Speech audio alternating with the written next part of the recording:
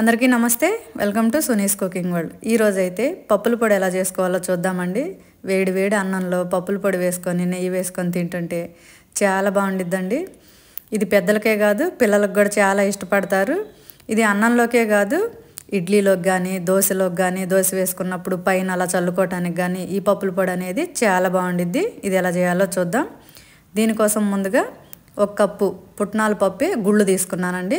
చాలా బాగుంటాయి. 1 table spoon జీలకర్ర, 3 టేబుల్ స్పూన్ల కారం, ఉప్పు, 1 పెద్ద వెల్లుల్లి, 1 ఎండు కొబ్బరి చిప్ప, కొద్దిగా కరివేపాకు. ముందుగా మిక్సీ జార్ తీసుకొని పుట్నాలు వేసేసుకోవాలి.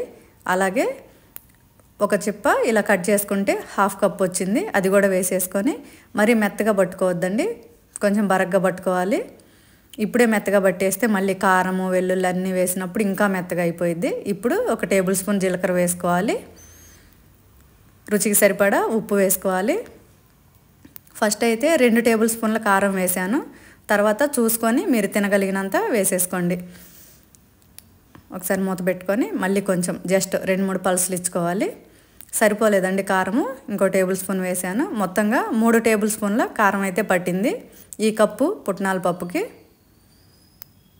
ఇలా బరగ్గా మిక్సీ పట్టుకున్నాక 1 పెద్ద వెల్లుల్లి, తొక్కలేమి వలవద్దండి, అలాగే ఉరక విడదీసుకొని వేసేసుకోండి.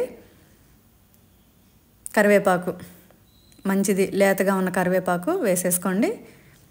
సాల్ట్ సరిపోకపోతే చూసుకొని కొంచెం వేసేసుకోండి.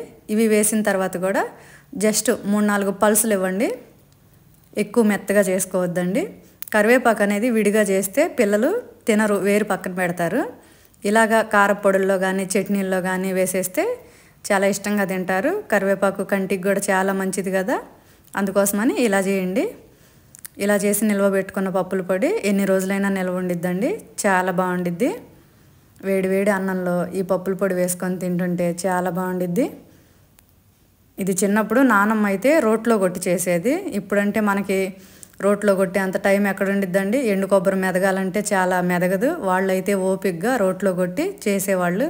మాకైతే ఎప్పుడు నానమ్మ ఇలాగే రోట్లో కొట్టి చేసి పంపించేది.